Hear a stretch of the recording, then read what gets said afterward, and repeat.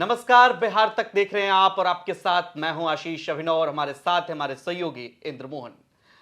CPI के बारे में कहा जा रहा था कि बेगूसराय की सीट सीपीआई के खाते में जा सकती है। अभी भी इस बात की संभावना जताई जा रही है। महागठबंधन में सीट शेयरिंग का ऐलान नहीं हुआ है, लेकिन अचानक से एक खबर खूब सुर्खियां बटोर रही है और यह है कि कांग्रेस पार्टी ने बेगूसराय सीट पर अपना दावा ठोक दिया है।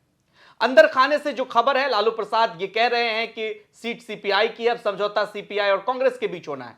इंद्रमोहन सर, कन्हैया कुमार लगभग बेगूसराय की राजनीति से हट करके केंद्र की राजनीति में लंबे समय तक एक्टिव थे। राहुल गांधी के साथ न्याय यात्रा में भी शामिल रहे, दोनों ही यात्राओं में। अब अचानक से यह खबर आ रही है कि क्या कन्हैया कुमार बेगूसराय लड़ सकते हैं? आपको लगता है? दो तरह के सवाल हैं और सबसे ज्यादा जो सवाल पूछा जा रहा है वो लालू प्रसाद और कन्हैया कुमार के बीच के रिश्ते, तेजस्वी और कन्हैया कुमार के बीच के रिश्ते को लेकर कि क्या आरजेडी कन्हैया कुमार के नाम पर बेगूसराय पर सहमत होगी या सीट सीपीआई को ही जाएगी? देखिए, एक जो पहला सवाल था कि क्या कन्हैया चुनाव लड़ सकते हैं, इस देश में कोई भी प्रत्याशी कहीं से भी चुनाव लड़ सकता है। वो बिल्कुल बेगूसराय से चुनाव लड़ सकते हैं। वो इसके पहले भी चुनाव लड़ चुके हैं। ये अलग बात थी कि उस वक्त वो सीपीआई से चुनाव लड़े थे और चूंकि वो बिहार में बेगूसराय की धरती से ही हैं, बेगूसराय के ही हैं, उनका गांव बीहट है, तो वो बिल्कुल चुनाव लड़ सकते हैं। वो बेगूसराय को बड़े अच्छे से भली भांति समझते हैं और शुरुआती दौर में उनकी राजनीति जिस पार्टी से रही है, वो पार्टी भी उस क्षेत्र को बड़े अच्छे से समझती है। ये अलग बात रही कि वो चुनाव बहुत बड़े अंतर से हारे, लेकिन वो समझते तो हैं।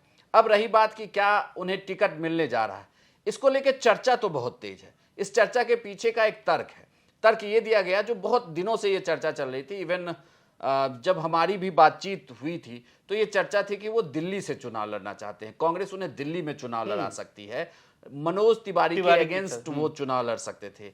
लेकिन इसमें थोड़ा फेरबदल हो गया। ये कहा गया कि वहां पर नेहा सिंह राठौर को टिकट देने की चर्चा है कि नेहा वहां उम्मीदवार हो सकती हैं और नेहा की बातचीत भी चल रही है कांग्रेस पार्टी से। अब देखना ये होगा कि आखिर वहां पर वो नेहा को अगर टिकट दिया जाता तो फिर कन्हैया को एडजस्ट कैसे किया जाएगा। अच्छा, ये संभावना, इसलिए बीच में टोक रहा हूं, एक छोटा सा इसमें भी सवाल है। बहुत सारे लोग लिख रहे थे कि नेहा और कन्हैया की दावेदारी दोनों पर विचार कर रही है कांग्रेस, तो इसमें से जो आगे हो जाएगा, हो सकता है उसको दिल्ली से टिकट दे दिया जाए। बिल्कुल, इसमें से जो आगे होगा उसे टिकट दे दिया जाएगा। लेकिन नेहा के सोशल मीडिया के पोस्ट को देखकर ऐसा लग रहा है कि नेहा को या तो पार्टी की तरफ से यह कहा गया है या नेहा खुद इतनी मेहनत कर रही है कि वो दावेदारी में आगे दिखे। लेकिन कन्हैया को लेकर एक बात तो सबके लिए स्वीकार्य है कि कन्हैया किसी भी प्लेटफॉर्म पर अगर खड़े होकर बोलना शुरू करते हैं तो आप उन्हें इग्नोर नहीं कर सकते। आप उनको सुनेंगे जरूर और पूरे डेटा के साथ बातचीत करते हैं।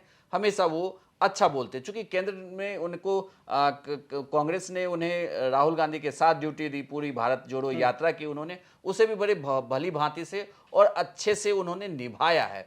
उनका कद काफी बढ़ा है। रही बात ये कि अगर वो दिल्ली से चुनाव नहीं लड़ रहे तो इसीलिए चर्चा हो रही है कि बेगूसराय से वो चुनाव लड़ सकते हैं। लेकिन यहाँ बात ये इसलिए फंसी हुई है कि एक तो क्या आरजेडी वो सीट छोड़ देगी और चाहेगी कि कन्हैया को वो सीट मिले, इसे लेकर थोड़ी सी अलग अलग मत है। ये कहा जा रहा है कि ऐसा नहीं होगा। अगर ऐसा हुआ होता तो इसके पहले जब कन्हैया ने लालू यादव के पांव छुए तो शायद सभी हो जाता, लेकिन ये हुआ नहीं। उपचुनाव में भी मतलब कांग्रेस पार्टी और आरजेडी, हाँ, ये हुआ नहीं।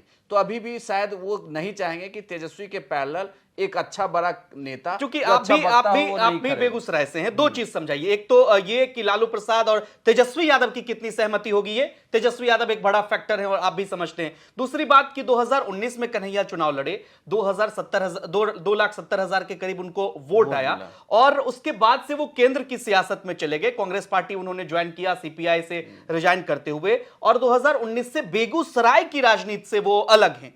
तो ये एक फैक्टर बनेगा। और क्या आरजेडी कहेगी कि देखिए आप ये इनको केंद्र की राजनीति में ये एक्टिव हैं, केंद्र में? देखिए, मुझे ये नहीं लगता कि ये एक बहुत बड़ी वजह होती है, क्योंकि हर बार अब आप देखिए ना, शत्रुघ्न सिन्हा आसनसोल से सांसद चले गए। हाँ, मतलब आप होते नहीं है सांसद, तो हर जनता सीटों पर पैरासूट उम्मीदवार हो सकते हैं, लोकल उम्मीदवार नहीं। गिरिराज सिंह कहां से आए? नवादा से बेगूसराय आए और अब कह रहे हैं कि बेगूसराय नहीं छोड़ूंगा। ये इसमें बहुत ज्यादा दिक्कत नहीं है। लेकिन हाँ, कन्हैया के लिए बेगूसराय थोड़ा लड़ना ज्यादा आसान है। हालांकि कन्हैया जैसे नेता कहीं से भी लड़ते, लेकिन जो मैसेजिंग की बात है, तेजस्वी शायद ये चाहेंगे नहीं। क्योंकि अगर देखिए, अगर तेजस्वी और कन्हैया एक साथ मंच पर आते हैं, एक साथ हाथ उठाते हैं और जनता का अभिवादन करवाते हैं, लालू यादव उनके मन से भाषण देते हैं, उनके लिए वोट मांगते हैं, उसका बहुत असर होने वाला है, वो वोट उनको मिल सकता है। लेकिन बेगूसराय की सीट पर आरजेडी का भी एक अपना मजबूत उम्मीदवार है, तनवीर हसन। क्या तनवीर हसन वो सीट को चाहेंगे कि वो सीट कांग्रेस के खाते में चला जाए और आरजेडी के पास से हट जाए?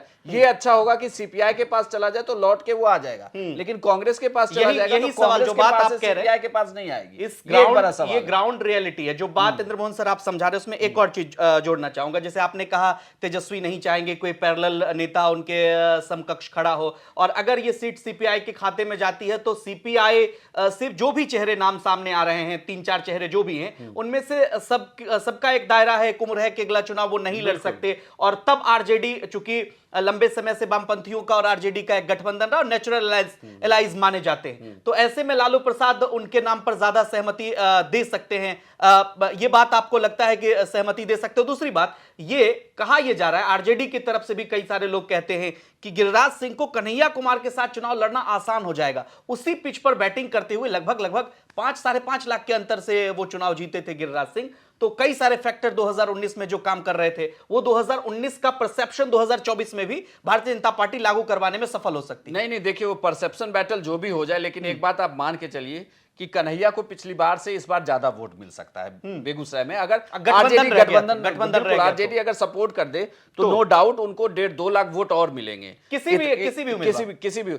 इतना ही नहीं, बल्कि उनका भी खुद का भी वोट बढ़ सकता है, क्योंकि अब वो कांग्रेस के उम्मीदवार हैं, अब वो लेफ्ट के उम्मीदवार नहीं है। पिछले बार कांग्रेस वालों ने इनको वोट नहीं किया, लेफ्ट को वोट नहीं किया। इसे आप ऐसे भी देखिए, आरजेडी के साथ वो वोट कर रहे थे तो तनवीर हसन को वोट जा रहा था, लेकिन इस बार वो वोट मिलेगा उन्हें, इसका उन्हें फायदा भी होगा। तो कन्हैया के लिए ये रास्ता आसान है, लेकिन बड़ी बात ये कि लेफ्ट भी वो सीट को छोड़ेगी नहीं, सीपीआई के पास दूसरे सीट का विकल्प नहीं, विकल्प नहीं, एक गठबंधन से बाहर चले, वो गठबंधन से बाहर चली जाएगी, तो उसके लिए वो सीट वही है, वो उस सीट को छोड़ेगी नहीं। और कन्हैया के लिए मुश्किल ये है कि तेजस्वी कितना स्वीकार करते हैं, ये भी देखने वाली बात होगी। तो आपको क्या लगता है कि क्या सीपीआई को बेगूसराय सीट छोड़नी चाहिए, या गठबंधन में अगर कांग्रेस पार्टी को यह सीट जाती है तो सीपीआई का दावा क्या होगा? क्योंकि लगातार पार्टी लंबे समय से तैयारी कर रही है और ग्राउंड पर उनकी भी तैयारी शुरू हो चुकी है। अब देखना दिलचस्प होगा कि सीट शेयरिंग के ऐलान में क्या यह सीट सीपीआई के खाते में जाती है या नहीं। आप भी कमेंट कर हमें जरूर बताइए, और बिहार की तमाम खबरों के लिए आप देखते रहिए